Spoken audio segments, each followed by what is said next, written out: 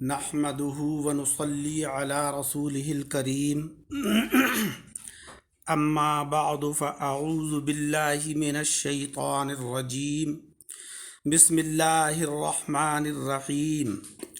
وإذا لقوا الذين آمنوا قالوا آمنا وإذا خلوا إلى شياطينهم قالوا إنا معكم انما نحن مستہزئون صدق اللہ العلی العظیم اللہم صلی علی سیدنا و مولانا محمد وعلی آل سیدنا و مولانا محمد وبارک وسلم۔ سامعین کرام، آج درس قرآن عظیم کی جو سلسلہ چل رہا ہے اس میں سورہ بقرہ کی آیت نمبر 14 ہے۔ منافقین کا ذکر چل رہا ہے۔ اللہ جل شانہ و عم نوالہ نے 13 آیتوں میں اس مقام پر منافقین کا ذکر فرمایا ہے۔ چونکہ منافقین کی سازشوں سے اسلام اور مسلمانوں کو بڑا خطرہ لاحق تھا، اس لیے اللہ تبارک و تعالی نے ان کو اچھے طریقے سے واضح طور پر یہ بتا دیا، حقیقت میں تم لوگ صحیح راستے پر نہیں ہو، تمہارا راستہ غلط ہے۔ نقصان یہ ہوتا تھا کہ جو لوگ آتے تھے اور اسلام کے اندر داخل ہوتے تھے تو وہ چونکہ نو مسلم ہوتے تھے اور وہ یہ دیکھتے تھے کہ بھائی یہ یہاں کے پڑھے لکھے لوگ،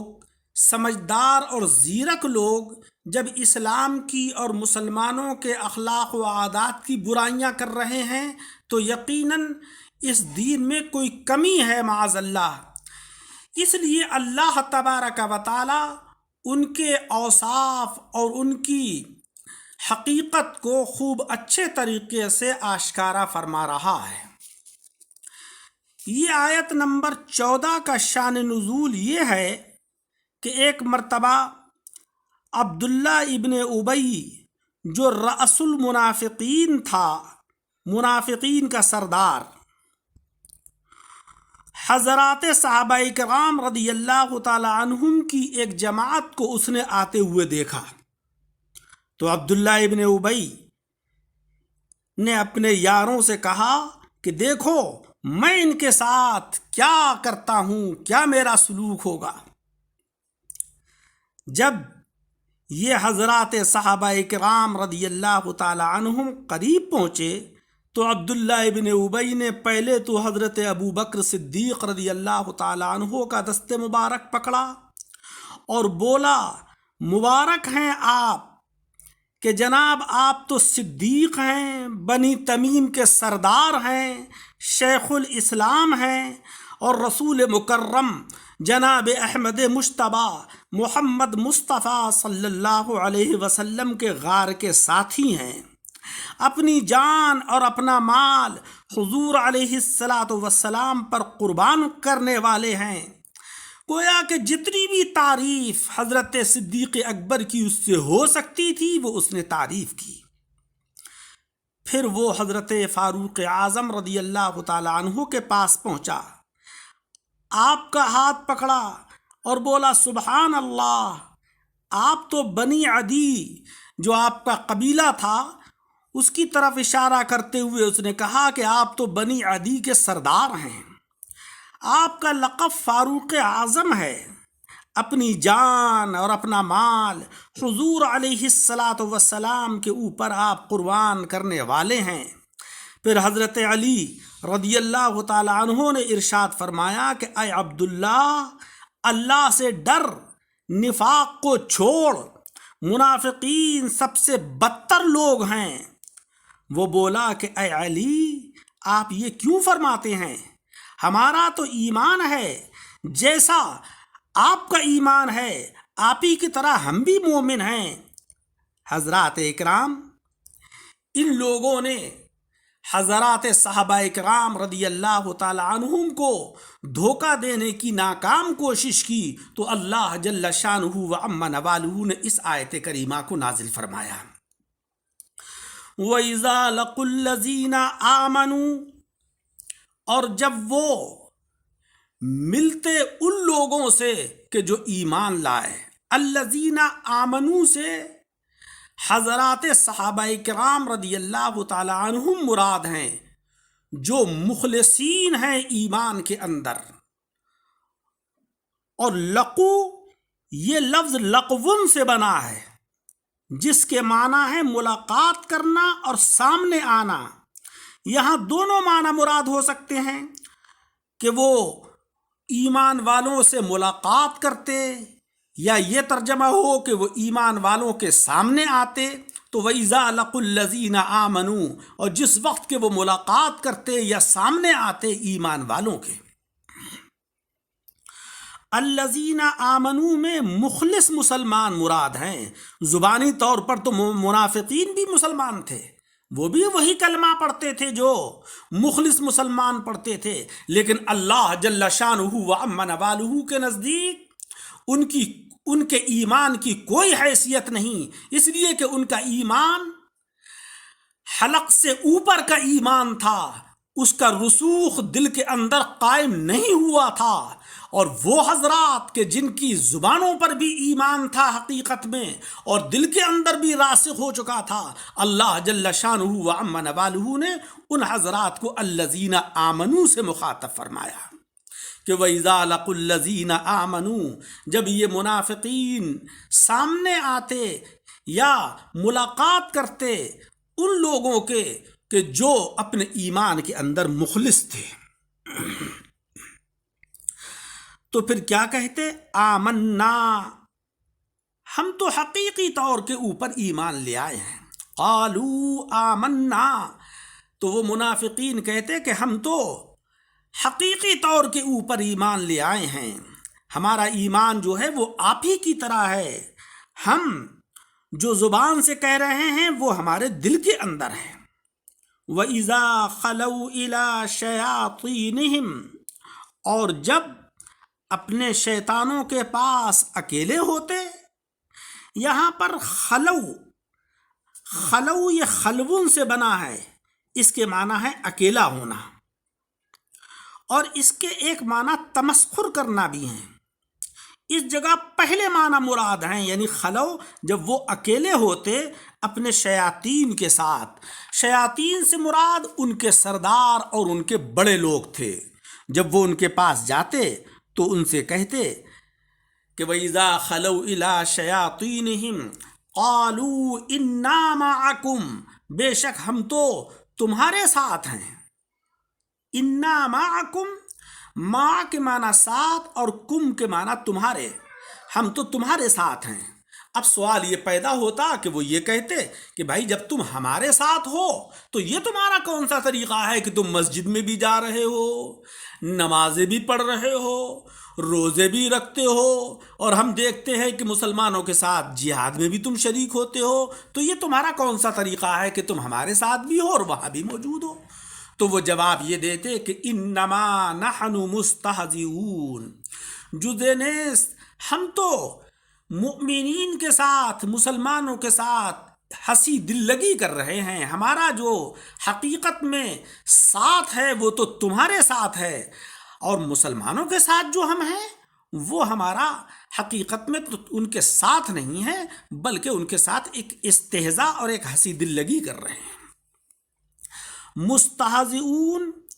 یہ استہزاء یستہزئ استہزاءً کے سے مشتق ہے، بنا ہے۔ مستہزئون اس میں فاعل کا صیغہ ہے، اور اس کے اندر اللہ جل شانہ و عم نوالہ نے بہت سارے فوائد اور بہت ساری تعلیمات ایمان والوں کو عطا فرمائی ہیں۔ اس آیت کے اندر ایک فائدہ تو ہمیں یہ حاصل ہوا کہ ہنسی دل لگی کرنا یہ چیز جو ہے وہ اخلاقیات سے متعلق نہیں ہے، اور بالخصوص اسلامی تعلیمات کے متعلق ہنسی دل لگی کرنا یا شاعر اسلام کو دیکھ کر ہنسی دل لگی کرنا یہ کفر کی حد تک پہنچا دیتا ہے۔ جیسے کہ کوئی قرآن عظیم کے ساتھ ہنسی مذاق کرے، کوئی رمضان المبارک کے روزوں کے ساتھ ہنسی مذاق کرے، یا کوئی شخص سنتوں کی مذاق اڑائے، یا کوئی کسی کی داڑھی کے ساتھ توہین کرے، تو یہ چیزیں کفر کی حد تک انسان کو پہنچا دیتی ہیں۔ ایک فائدہ یہ حاصل ہوا کہ حضرات صحابہ اکرام رضی اللہ تعالی عنہم اور دینی پیشواؤں کا مذاق اڑانا بھی یہ بھی غلط ہے، کیونکہ منافقین جہاں دینیات کا مذاق اڑاتے تھے تو وہاں حضرات صحابہ اکرام رضی اللہ تعالی عنہم کا مذاق اڑاتے تھے، اللہ کے دین کو نقصان پہنچانے کی کوشش کرتے تھے۔ تو اللہ تبارک و تعالیٰ نے ان کے سلسلے میں یہ واضح کر دیا کہ یہ لوگ ایمان والے نہیں ہیں، یہ کفر کی حد تک پہنچ چکے ہیں۔ اس کے اندر حضرات مبلغین کرام کے لیے بڑا درس ہے، اور وہ درس یہ ہے، وہ سبق یہ ہے کہ کسی بھی مبلغ کو اگر تبلیغ کے اندر کوئی نازیبا حرکت پیش آئے، کوئی اس کی توہین کرے یا اس کو کوئی ستائے یا اس کی کوئی دل آزاری کرے، تو مبلغ کی شان یہ ہونا چاہیے کہ وہ اس تکلیف کے اوپر دل برداشتہ نہ ہو، جس طریقے سے حضرات صحابہ کرام رضی اللہ تعالی عنہم منافقین کی دل آزاری کے باوجود وہ ان سے دل برداشتہ نہیں ہوتے، ان سے جھگڑتے نہیں، ان سے فسادات نہیں کرتے، بلکہ ان کو سمجھانے کی تو کوشش کرتے تھے اور اللہ سے دعا کرتے تھے کہ اے مولا ان کو تو ہدایت عطا فرما۔ تو مبلغین کی بھی یہی شان ہونا چاہیے کہ ان کو کوئی تکلیف پہنچے کسی سے تو وہ ان کے لیے دعا کریں ہدایت کی، اور دل برداشتہ ہو کر ان کے خلاف کوئی مورچہ قائم نہ کریں۔ یہ اسلام کی شان کے خلاف ہے۔ جناب خاتم النبیین اشرف المرسلین محمد مصطفیٰ صلی اللہ علیہ وسلم خوب اچھے طریقے سے واقف تھے کہ یہ منافق ہیں، ان کے دلوں میں ایمان راسخ نہیں ہے۔ حضرات صحابہ کرام بھی خوب اچھے طریقے سے واقف تھے، اور یہ منافقین دھوکہ دینے کی ناکام کوششیں کرتے تھے، اور وہ یہ سمجھتے تھے کہ ہم جو کہیں گے وہ آقا علیہ الصلاۃ والسلام تسلیم کر لیں گے۔ اور حقیقت یہ ہے کہ ایمان کی حلاوت انسان کے چہرے کے اوپر نور کی شکل میں نمودار ہوتی ہے۔ جس کے دل میں جتنا راسخ ایمان ہوتا ہے، جس کا ظاہر اور باطن شریعت مطہرہ کا پیکر ہوتا ہے، تو اللہ تبارک و تعالیٰ کی جانب سے انوار و برکات اس کے چہرے سے نمودار ہوتے ہیں۔ حضرت شیخ سعدی رحمت اللہ علیہ نے فرمایا ہے کہ مشک آنست خود ببوید نہ کہ عطار گوید۔ مشک وہ نہیں ہے کہ جو یہ بتانا پڑے کہ صاحب عطار کو کہ یہ مشک ہے، بڑا خوشبودار ہے، بہت عمدہ ہے۔ مشک کی تو شان یہ ہے کہ دور سے آدمی اس کی خوشبو کو محسوس کر لیتا ہے۔ ایسے ہی وہ انسان کہ جو نیک ہوتا ہے، صالح ہوتا ہے، جس کا ایمان راسخ ہوتا ہے، جس کے دل میں نفاق اور بغض، عداوت اور کینے نام کی بری صفتیں نہیں ہوتی ہیں، تو اس کے چہرے کے اوپر نور ہوتا ہے، اس کے چہرے پر طمانینت و سکون ہوتا ہے۔ برادران اسلام، میں نے جو آیت نمبر 14 کی تلاوت کی، اس کا ترجمہ کیا اور مختصر تشریح کی، تو پیارے آقا علیہ الصلاۃ والسلام کی حدیث ہے کہ بلغوا عنی ولو آیہ، اگر ایک آیت بھی تم کو کہیں سے پہنچ جائے، ایک آیت کا علم تمہیں حاصل ہو جائے، تو تم وہ آیت کریمہ اور اس کا علم دوسرے اپنے بھائیوں تک پہنچا دو، تو تمہیں بھی تبلیغ کا اجر و ثواب مل جائے گا۔ تو میری آپ سے یہ گزارش ہے کہ آپ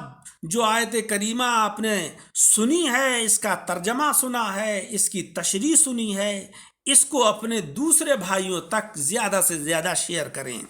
ترجمہ پھر سے سن لیں۔ وَإِذَا لَقُوا الَّذِينَ آمَنُوا قَالُوا آمَنَّا، اور جب منافقین ملاقات کرتے ایمان والوں سے، قالوا آمنا، تو کہتے ہم تو ایمان لے آئے، جس طریقے سے آپ مومن ہیں ویسے ہی ہم بھی ایمان والے ہیں۔ وَإِذَا خَلَوْا إِلَىٰ شَيَاطِينِهِمْ، اور جب وہ علیحدگی میں پہنچتے اپنے سرداروں کے ساتھ تو کہتے قالوا انا معکم، ہم تمہارے ساتھ ہیں، معکم ہم تمہارے ساتھ ہیں، انما نحن مستہزئون، اور ہم جو مسلمانوں کے ساتھ ہیں وہ ہنسی دل لگی کر رہے ہیں، ازرو تمسخر ان کے ساتھ ہیں۔ اللہ جل شانہ و عم نوالہ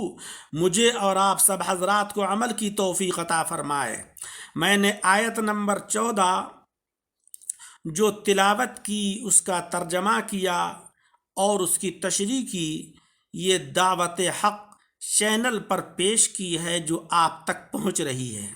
آپ سے گزارش ہے کہ اس کو زیادہ سے زیادہ شیئر کریں اور اس چینل کو سبسکرائب کر دیا کریں۔ اللہ تعالی ہمیں عمل کی توفیق عطا فرمائے، آمین وآخر دعوانا۔